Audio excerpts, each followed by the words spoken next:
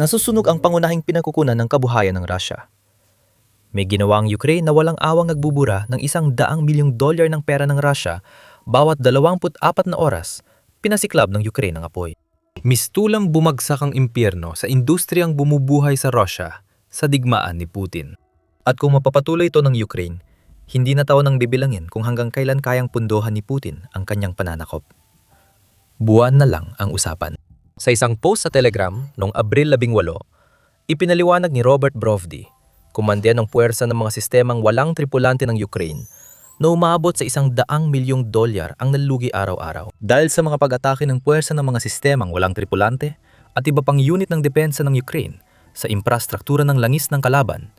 Matindi itong binigyang diin ni Brovdi. Ang sistematikong pagtama ng Ukraine sa lahat ng bahagi ng industriya ng langis ng Russia, refinery, depot at export terminal, ay labis na napapahina. Kakayahan ni Putin na panatilihing may pundo ang digmaan ng Kremlin. Dahil sa sunod-sunod na atake ng Ukraine nitong huling ilang buwan, malaki ang ibinaba ng mga padala ng langis ng Russia.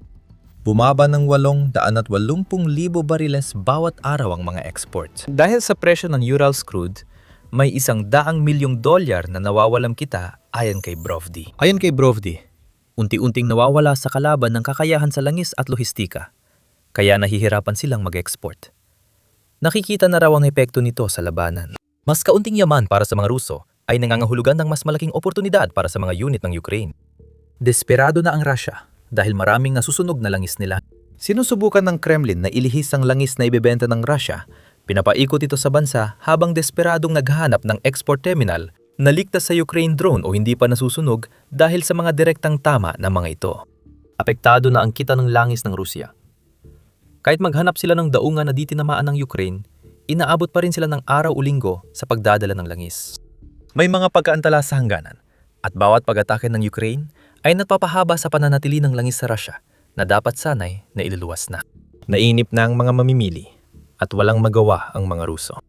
Ito ay bunga ng matyagang pagwasak ng Ukraine sa industriya ng langis ng Russia sa halos 2 buwan. Sa ulat nito tungkol sa pahayag ni Brovdi, iniulat ng Euromaidan Press ang tungkol sa Tuapse Oil Refinery na inatake ito ng Ukraine noong Abril 16 na nagdulot ng napakalaking sunog. Ngunit, simula pa lang yon ng mas malaking problema. Sa Novorossiysk, tinamaan ng Ukraine ang Sheskaris Oil Terminal, kaya napilitan ng Russia na ilipat ang langis sa Tuapse. Nalaman mo na ang nangyari doon. Kada kilos ng Russia, sinusundan ito ng Ukraine ng drone strikes sa mga lugar na target gamitin ng Russia sa pag-export ng langis. Magaling ang estratehiya ng Ukraine. Isang sunod-sunod na pagpapakita kung paano sirain ang nag-iisang industriya na nagpapatuloy sa digmaan ng Russia. Balikan natin ang ilang linggo na nakalipas. Sunod-sunod na tinatamaan ng Ukraine ang iba pang mga daungan at pasilidad ng langis. Noong Marso 31, iniulat ng BBC ang makakasulod na pag-atake ng Ukraine sa mga terminal ng langis ng Russia sa Baltic Sea. Ang Primorsk at Ust-Luga, na 42% ng oil exports ng Russia, ay paulit-ulit na tinamaan nung huling bahagi ng Marso, habang sinisiguro ng Ukraine na hindi na mapagana ng Russia ang mga daungang ito. May ilang pasilidad sa mga daungan na ito ang nasunog ng ilang araw. At pagkatapos ay kinailangan na naman ng Russia na harapin ang panibagong mga drone na umaatake sa mga target matapos nilang mapatay ang apoy. Nasunog din ang mga tangke ng imbakan ng langis sa mga naunang pag-ataking ito. Hindi bababa sa 8 sa Ust-Luga, 8 sa Primorsk, at 2 sa Kurishi Oil Refinery na nasa Leningrad region din. Akala ng Russia na yon na ang karamihan sa mga oil strike ng Ukraine sa unang bahagi ng 2026, pero nagsisimula pa lang ang Ukraine. Simula nang masunog ang mga daungan sa Baltic Sea, pinalawak na ng Ukraine ang saklaw nito. Ang mga pag-atake sa Tuapse at Novorossiysk ay halimbawa, at parehong nangyari matapos ang mga atake sa Baltic Sea. Tinarget din ang mga pasilidad ng langis sa rehiyon ng Black Sea, kaya hindi na mailalabas ng Russia ang langis mula sa mga pantalan nito sa Europa. Lumipat tayo sa Abril. 18 na siya ring araw na ibinunyag ni Brovdi ang $100 milyong kada araw na halaga. At may mga panibago pang mga pag-atake. 4 na pangunahing pasilidad ng langis ang tinamaan nung gabi ng Abril 18 ayon sa Kiev Independent. Kasama rito ang oil terminal sa Leningrad Oblast, mga refinery sa Samara Oblast, at Tikhoretsk Oil Pumping Station sa Krasnodar Krai region ng Russia. Sinabi lamang ng Russia na na-intercept nito ang 258 Ukrainian drones noong Abril 18. Sa totoo lang, mas maraming oil ng Russia ang sinira ng Ukrainian drone. May naiulat pang isang pag-atake habang ginagawa namin ang video na ito. Tinarget muli ng Ukraine ang pantalan ng Tuapse noong Abril. 20 na nagdulot ng malaking sunog sa pasilidad. Tumawag sila ng mahigit 100 at 50 bumbero at emergency personnel para apulayan ang sunog mula sa unang pag-atake sa Tuapse. Madalas binobomba ng drone ng Ukraine ang langis ng Russia. Ito ang mga sanksyon na ipinapatupad sa himpapawid ng Ukraine sa aksyon at hindi talaga nakataon ang tiyempo ng mga pag-ataking ito. Nang ilunsad ng US ang Operation Epic Fury laban sa Iran noong Pebrero, tumugon ng Iran sa pagsasara ng Strait of Hormuz. Natuwa si Putin. Ang kipot na yon ang nagdadala ng 20% ng langis sa mundo. Ayon kay Putin, ang mas kaunting langis na lumalabas mula sa mga estado sa Golpo ay tiyak na magdudulot ng biglang pagtaas ng presyo na nakinabang ang Russia at ito ang nakita natin. Pagsapit ng Abril, 7 ang presyo ng Urals crude na siyang tatak ng langis ng Russia ay tumaas sa pinakamataas na antas sa loob ng 13 taon. Sa ilang araw, nabaliwala ang Western sanctions para pababain ang presyo ng langis ng Russia. Lalo pang lumala dahil sa mga desisyon ng US sa sanksyon na ikinagalit ng Ukraine. 2 beses nang tinanggal ng Amerika ang sanksyon sa langis ng Russia. Huli noong Abril 17, kaya may 30 araw pa ang Russia para ibenta ang langis bago ulit ipatupad ang sanksyon. May lohika sa ginawa ng US dahil ang pagbebenta ng Russia ay tumutulong mapababa ang pagtaas ng presyo dulot ng pag-atake ng Amerika sa Iran at pagsara ng kipot ng Hormuz. Para sa Ukraine, parang ibinalik ng Amerika ang susi sa mahalagang daluyan ng kita sa langis ng Russia sa pinakamasamang oras. Kaya kumikilos ang Ukraine. Kung makinabang ang Russia sa pagtanggal ng parusa sa langis, patuloy namang atakayin ito ng Ukraine. Walang silbi ang mga parusa kung walang langis ang Russia na may benta. Sa nasusunog na $100 milyong kada araw dahil sa mga drone ng Ukraine o halos $3 bilyong kada buwan, pinapakita nitong kaya nilang tugunan ang problema sa langis ng Russia sa sarili nilang paraan. Hindi na alintana ang mga parusa ng kanluran. Sa halip, ang mga lumilipad na parusa ng Ukraine ang magpapabagsak sa ekonomiya ng Russia. Ang napakataas na antas ng koordinasyon na ipinakita ng militar ng Ukraine ay naging tampok sa lahat ng ito. Nakikipagtulungan ang serbisyo ng seguridad ng Ukraine sa Direktorato ng Intelihensya, espesyal na puwersa at drone units para sa malawakang kampanya na nagdulot na wala ng ligtas na lugar sa Russia mula sa mga drone ng Ukraine. Perpekto ang tiyempo. Bawat solusyon na iniisip ng Russia na nahanap na nila ay nauuwi agad sa pagkasunog halos kaagad.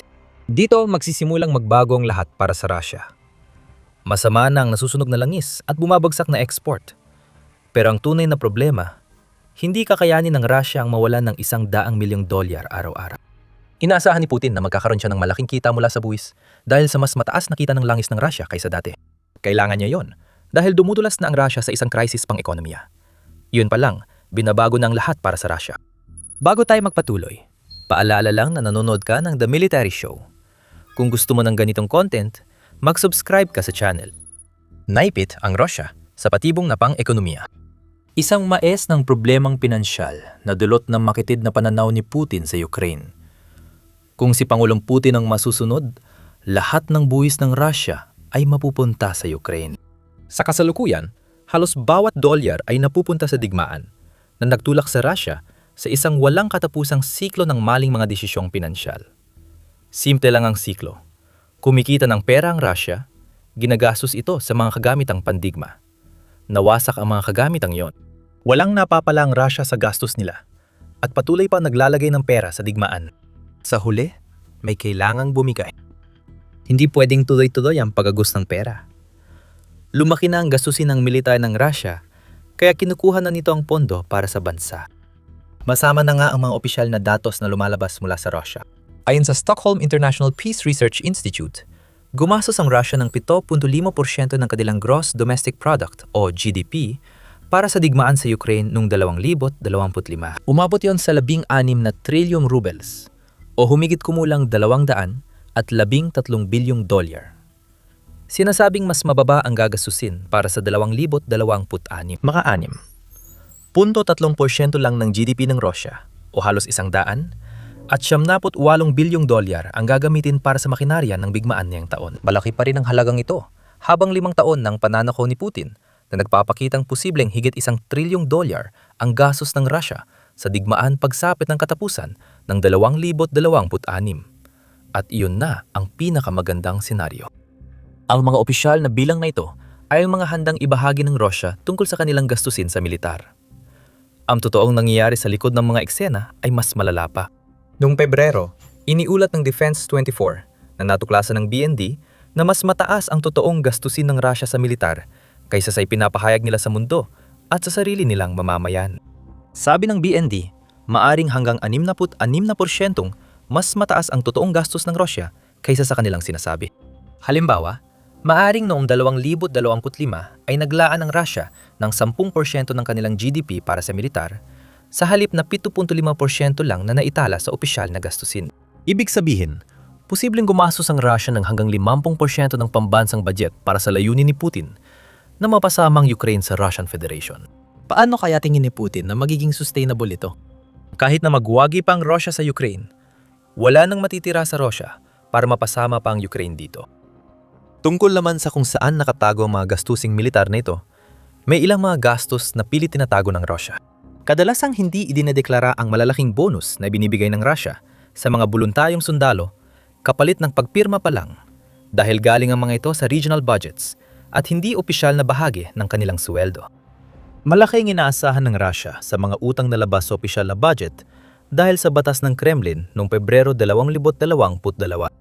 Ang mga pautang na may kaugnayan sa digmaan sa mga pangunahing bangko ng Russia ay kontrolado na ngayon ng Estado na nagbibigay daan sa Kremlin na magbigay ng paborabling pautang sa mga negosyo na sa tingin nila ay makakatulong sa kanilang pagsisikap sa digmaan. Kung negosyante ka sa Russia na gusto magtayo ng pabrika ng kagamitang militar, mas madali kang makakakuha ng pautang para dito. Ito ang gasto sa digmaan na tinatago sa publiko, kahit na yon. Tandaan mo ang mga bangko ng Russia dahil sila ang sanhi ng ekonomikong sakuna na sumasalanta sa bansa. Nauwi ito sa Ukraine na kumukuha ng $100 milyong kada araw sa benta ng langis ng Russia, na siyang pundasyon ng gastusin ng Russia sa digmaan. Opisyal man o hindi, malaking bahagi ng daan-daang bilyon na ibinubuhos ni Putin sa kanyang pananakop ay nagmumula sa kita na natatanggap ng Kremlin mula sa pagbubuhis ng benta ng langis. Lumiha si Putin ng ekonomiyang militar na nabubuhay lang habang may pumapasok na pera mula sa sektor ng enerhiya ng Russia. Alam yun ng Ukraine at iyon ang bitag. Ang mababang kita sa enerhiya at record na paggastos militar ay naglalagay sa Russia sa bingit ng pagkasira. Laganap ang stagflation sa isang bansa na lalo pang naghihirap ang populasyon. At wala nang balikan para sa Russia hanggat nangyayari ang digmaan sa Ukraine dahil kailangan ni Putin na patuloy na gumastos para sa makinarya ng digmaan. Lahat ng pera na ibinubuhos sa makinarya ngayon ay nagre-resulta sa hindi produktibong output. Tulad ng sinabi namin dati, ang mga tangke na ginagawa ng Russia ay napapasabog lang sa Ukraine. Wala namang pakinabang yan sa mga tao sa loob ng Russia. Ang mga negosyo na gumagawa ng mga produktong pwedeng ibenta ng Russia ay hindi nakakakuha ng pondo na kailangan nila para lumago. Tinitiyak iyon ng mga bangkong kontrolado ng Estado na pumapabor sa mga kumpanyang may kinalaman sa digmaan. Maliban sa langis, halos wala ng ibang produktong na i-export ang Russia ngayon. Ang mga sandatang dati, nagdadala ng bilyon-bilyon sa ekonomiya. Ngayon nauubos na lang sa Ukraine, imbes na maibenta sa iba. Oo, pwedeng bumangon muli ang industriya ng sandata ng Russia matapos ang digmaan sa Ukraine. Maaring ibenta sa ibang bansa ang mga kagamitang ginagawa para ipadala sa Ukraine. May interesado pa kayang bumili ng sandata ng Russia ngayon? Sa higit 4 na taon ng digmaan sa bansang dapat dominahin ng Russia, napakita na ang militar ng Russia ay papel na tigre. Maraming kagamitan ng Russia ang pumapalya, kaya mahirap matadyak ang tagumpay ng kanilang industriya ng digmaan sa inaarap. Dapat ding maintindihan ni Putin na posibleng lumala pang sitwasyon ng langis ng Russia. Ang kita mula sa Strait of Hormuz na sinusubukang kunin ng Russia. Ngunit pinipigilan ng Ukraine ay hindi magtatagal. May alanganing tigil putukan sa pagitan ng US at Iran at dapat magdulot ang pagtatapos ng Operation Epic Fury ng muling pagbubukas ng Strait of Hormuz.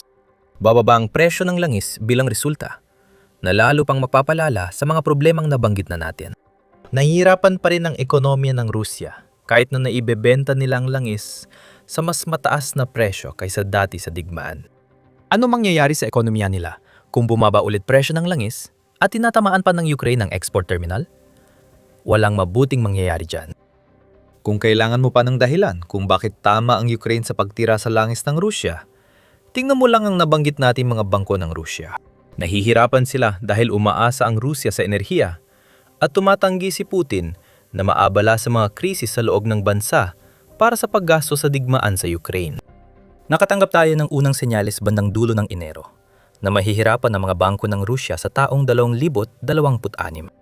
Ibinunyag ng Moscow Times nagsasara ng mga sangay ang mga bangko sa Rusya sa pinakamabilis na antas sa loob ng maraming taon. Noong 2025 isa, 1,700 sangay ng bangko ang isinara sa Rusya, na 3.6 na beses na mas mataas kaysa sa bilang ng mga sangay na isinara noong 2024. Sa ngayon, mayroong 22,300 sangay ng bangko ang Rusya. Noong 2019, meron itong 30,000. May lohika sa Kremlin para sa mga pagsasarang ito ngayon.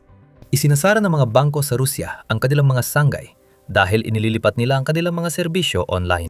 Ito ay isang bagay na nakita na natin sa buong mauunlad na bansa. Kesa unang tingin, wala namang kakaiba sa lahat ng ito. Oo, libo-libong Ruso ang nawala ng trabaho habang bumabagsak ang ekonomiya. Pero hindi yon iniinda ni Putin. May isa pang nangyayari sa mga bangko ng Rusya na ikinagugulat ng tao. Nagsarang mga sangay noong 2025 bago pa nagpatupad ng internet restrictions ang Kremlin sa Rusya. Noong Abril 3, iniulat ng Kyiv Independent na may malalaking aberya sa serbisyo ang mga bangko ng Rusya dahil hindi magandang ideya ang lumipat sa online kung pinipigilan ng gobyerno ang mga tao mag-online. Ayon sa ulat, ang pagkaantala sa mobile banking, ATM withdrawal at payment transfer ng malalaking bangko sa Rusya ay nagdudulot ng domino effect sa mga negosyo na napipilit ang tumanggap ng cash payments lang. Ayon sa Medusa, simula Abril 15, wala ng bangko sa Rusya ang nakakagamit ng database ng Russian Interior Ministry para mag-verify ng pasaporte dahil isinara ang serbisyong ito nang walang tsak na petsa ng pagbabalik. Kung di natin alam ang totoo, masasabi nating sinasadya ng Kremlin pahinain ang mga bangko ng Rusya. Walang saysay ang mga ito. Ang mga negosyo ay nahihirapan magserbisyo dahil sa gastos ng digmaan ni Putin at aberya at pagsasara ng mga bangko ng Rusya. Kaya nagiging problema ang mga kumpanyang ito. Sabi ng Pravda, nahabot ng overdue accounts receivable ng mga negosyo sa Rusya ang pinakamataas mula ng global financial crisis noong 2008. Umabot sa $100 bilyong ang overdue receivables noong Abril. 17 tumaas ng 26%. Alam mo ba kung anong epekto nito sa mga bangko? Hindi nakukuha ng mga negosyong Ruso ang perang dapat nilang matanggap. Nasira ang payment chain kaya hindi mabayaran ng mga negosyo ang utang nila sa bangko kapag wala silang natanggap na kita. Lalong naghihirap ang mga negosyong Ruso dahil mataas pa rin ang utang nila sa bangko. Isang reseta sa kapahamakan. Kapag di na makabayad ang negosyo, bumabagsak ang sistemang bangko ng Rusya. Hindi nakakatulong ang mga aberya at pagsasara sa kahit alin dito. At gayunpaman, patuloy pa ring lumilipad ang mga drone ng Ukraine. Malinaw ang epekto ng kampanya ng Ukraine laban sa pag-export ng langis ng Rusya. Kapag di na ipadala ang langis abroad, mas konti ang perang magagamit ng Kremlin sa pagsalakay. Ngunit sa likod ng mga pag-atake, ay krisis ang ekonomiya ng Rusya. Lumobo nang wala ng kontrol ang gastos sa militar, habang tinatago ng Kremlin ang totoong laki nito sa mga mamamayan na naghihirap at nasasalo ang pinakamabigat na epekto ng masasamang desisyon ni Putin sa kanilang mga bayan at lungsod. Mas kaunti na ang produktong naipapadala ng Rusya para sa export kumpara sa mga nakaraang taon dahil patuloy na ibinubuhos ng Kremlin ang pera sa kanilang makinarya ng digmaan. At ngayon, ang mga bangko na kailangan ng lahat mula sa karaniwang tao hanggang sa pinakamalalaking negosyo sa Rusya ay nagsisimula ng bumagsak dahil sa hindi nababayarang utang at paghihigpit ng Kremlin sa internet. Isa itong krisis sa ekonomiyang nagbabantang sumabog. Layunin ng Ukraine ay ipagpatuloy ang pressure ng mga malalayuang pag-atake hanggang sumabog ito sa mukha ni Putin. Interesado ka bang malaman ang higit pa tungkol sa mga uri ng pag-ataking isinasagawa ng Ukraine laban sa sektor ng langis ng Rusya?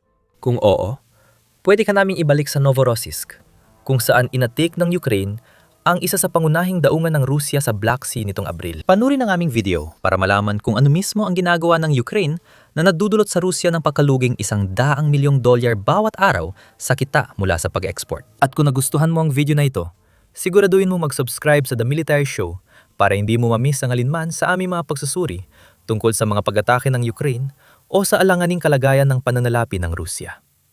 At maraming salamat gaya ng dati sa panonood.